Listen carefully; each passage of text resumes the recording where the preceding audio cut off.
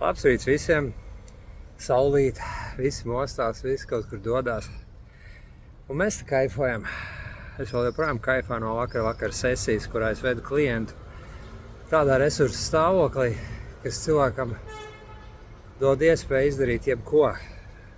Redz, ikdienā mēs esam vienkārši tādās bailēs un neziņā un stresā, ka tas mūs tā var pārņemt, ka mēs vienkārši tajā visā stāstā ieciklējamies, un tas kļūst par tādu nepārvaramu, tādu mākoni, no kura pats cilvēks nevar izkļūt ārā.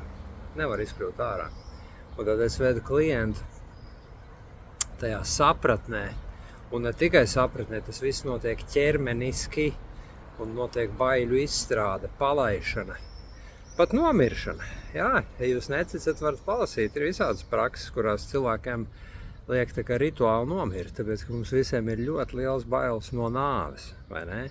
Un tad, kad cilvēks sesijā to visu piedzīvo, izdzīvo, atlaiž, tad viņš sajūt to mieru, to mierīgo enerģiju, kas ir mūsos visos mūsos iekšā, ir bijusi un vienmēr būs. Un ar to enerģiju viņu var iemācīties izsaukt pēc savas pavēles.